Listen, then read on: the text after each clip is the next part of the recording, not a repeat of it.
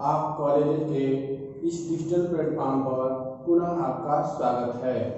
आज की क्लास में हम प्रथम प्रश्न पत्र के अंतर्गत शिक्षा के प्रकार के विषय में अध्ययन करेंगे। शिक्षा के प्रकार यानी कि शिक्षा कितने प्रकार के होते हैं, कौन कौन से होते हैं, उसके विषय में अध्ययन करेंगे। फिर शिक्षा के प्रकार, औपचारिक शिक्षा व अनौपचारिक शिक्षा में अंतर को समझ सकेंगे कि औपचारिक शिक्षा क्या होती है और अनौपचारिक शिक्षा क्या होती है। तो सबसे पहले हम लोग शिक्षा के प्रकार को समझें। तो शिक्षा के प्रकार को तीन भागों में बांटा गया, तीन तरह के बताया गया। किसके द्वारा? शिक्षा विदारक लोगों के द्वारा। पहला है अनौपचारिक शिक्षा, दूसरा है औपचारिक शिक्षा और तीसरा है दूरस्थ शिक्षा। यानी कि शिक्षा को तीन प्रकार बताए गए हैं, औपचारिक, अनौपचारिक और दूरस्थ। अब बारी बारी से तीनों का हम लोग अध्ययन करें, अवलोकन करें। अनौपचारिक शिक्षा, अनौपचारिक शिक्षा व्यवहारिक होती है। व्यवहारिक जीवन में उसे हम सीख लेते हैं अनुभव के द्वारा। यह शिक्षा बिना किसी नियम अथवा विधि से प्राप्त होती है। इस प्रकार इस शिक्षा को सीखने के लिए, अनुभव करने के लिए ना कोई निश्चित नियम होता है, ना कोई निश्चित पाठ्यक्रम होता है, ना कोई निश्चित विधि होती है। इसे बालक जब जन्म लेता है तब से जन्म काल के अंत तक वह सीखता रहता था, मृत्यु पर्यंत तक यह अनौपचारिक के माध्यम से शिक्षा सीखता रहता है, अनुभव करता रहता है। यानी कि वह बालक कुछ महीने, कुछ सालों के बाद थोड़ा सा बड़ा होता है तो सबसे पहले परिवार से सीखता है।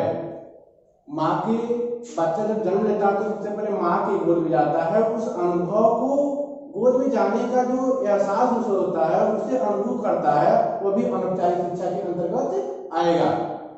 धीरे धीरे पापा, मम्मी, दीदी, भाई बोलना सीखता है, वो भी अनौपचारिक शिक्षा के अंतर्गत आता है। वहां से कुछ समय के बाद वह पड़ोस में पहुंचता है, वहां में समूह बनाकर घूमना, लोगों दोस्तों के साथ रहना, उनसे अनुभव करना, ये भी अनौपचारिक शिक्षा के अंतर्गत आता है। उसके बाद समाज, समाज से फिर अनेक संस्थाओं से, यानी कि परिवार, पड़ोस, समाज, संस्थान, अनेक जगहों से बिना किसी नियम, बिना किसी शर्त के वह कुछ न कुछ सीखता रहता है, अनुभव करता रहता है। उसे हम अनौपचारिक शिक्षा कहते हैं। यह हुआ पहला भाग, अनौपचारिक शिक्षा। अब हम देख लेते हैं औपचारिक शिक्षा क्या होती है। ठीक इसके विपरीत यह संविधिक होती है, विधिक होती है, नियमित होती है, नियम के अनुरूप चलती है, निश्चित पाठ्यक्रम होते हैं, निश्चित भूभाग में इसको अध्ययन किया जाता है। जैसे विद्यालय में, चर्च में, पुस्तकालय में, चित्र भवन में तथा अनेक तरह की पुस्तकों से जो हम लोग शिक्षा ग्रहण करते हैं वह औपचारिक शिक्षा के अंतर्गत आता है। जैसे प्राथमिक स्तर पे प्राथमिक विद्यालय में शिक्षा ग्रहण करते हैं, उससे थोड़ा सा ऊपर जाते हैं तो उच्च माध्यमिक स्कूलों से शिक्षा ग्रहण करते हैं, उससे थोड़ा सा और ऊपर जाते हैं तो उच्च स्तरीय विश्वविद्यालयों में हम शिक्षा ग्रहण करते हैं। यह विद्यालय, प्राथमिक विद्यालय, माध्यमिक विद्यालय, फिर उच्च महाविद्यालय अर्थात विश्वविद्यालयों के अंतर्गत आने वाले विद्यालयों से जो हम शिक्षा ग्रहण करते हैं वो औपचारिक शिक्षा के अंतर्गत आते हैं। तो फिर दो तरह की शिक्षा को जान लिए, अनौपचारिक शिक्षा, औपचारिक शिक्षा। अब हम दूरस्थ शिक्षा को जान लेते हैं कि दूरस्थ शिक्षा होता क्या है, क्योंकि शिक्षा का यह तीसरा भाग है। शिक्षा शास्त्रियों ने, विद्वानों ने यह बताया है कि यह बहुआयामी व्यवस्था है। कौन? दूरस्थ शिक्षा बहुआयामी, यानी कि अनेक तरह से, अनेक जगहों से हम सीख सकते हैं दूरस्थ शिक्षा को। कैसे? इसे अनेक नाम से भी जाना जाता है। मुक्त, अधिगम, मुक्त मतलब फ्री रूप में हम सीख सकते हैं। शिक्षा पत्राचार, यानी पत्राचार के माध्यम से भी हम दूरस्थ शिक्षा को ग्रहण कर सकते हैं। शिक्षा बाहरी अध्ययन, यानी कि न कि समाज से और न ही विद्यालयों से, उसके अलावा जिस किसी भी माध्यम से हम सीखते हैं वह दूरस्थ शिक्षा के अंतर्गत आता है। गृह अध्ययन के माध्यम से भी हम दूरस्थ शिक्षा को सीख सकते हैं। जैसे श्रव्य दृश्य सामग्री, यानी कि वह सामग्री जिसपे हमको आवाज भी सुनाई देती है और चित्र भी देखती है, उसके माध्यम से हम दूरस्थ शिक्षा का अध्ययन कर सकते हैं। दूसरा है रेडियो के माध्यम से, कंप्यूटर के माध्यम से, फिर दूरदर्शन और पत्राचार के माध्यम से भी दूरस्थ शिक्षा का अध्ययन हम आसानी से कर सकते हैं।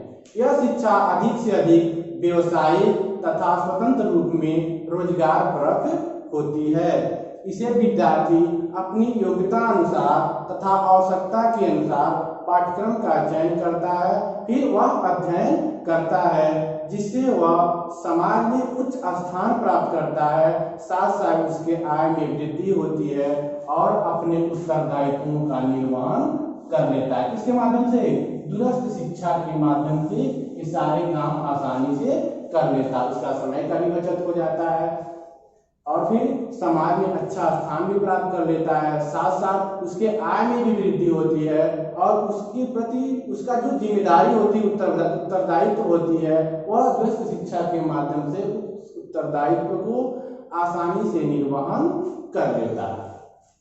तो हम शिक्षा के तीनों प्रकारों को जान गए, ठीक है।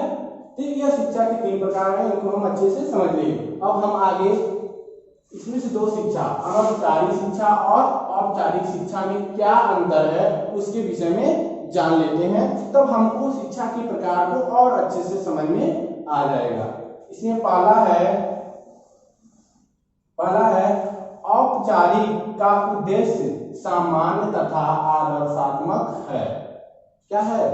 जो हम औपचारिक शिक्षा का अध्ययन करते हैं वह साधारण तरीके से नियमबद्ध होकर निश्चित पाठ्यक्रम के अंतर्गत आदर्शात्मक रूप से अध्ययन करते हैं, जबकि अनौपचारिक शिक्षा का उद्देश्य वास्तविक समयानुसार तथा विशिष्ट होता है। वास्तविक मतलब जो हम समाज से देखते हैं वही सीखते हैं, वास्तविक रूप से, विशिष्ट रूप से घर परिवार पास पड़ोस समाज संस्थानों से जो हम सीखते हैं वास्तविक रूप से उसे ही हम सीधे ग्रहण कर लेते हैं। किस शिक्षा के अंतर्गत? अनौपचारिक शिक्षा के अंतर्गत।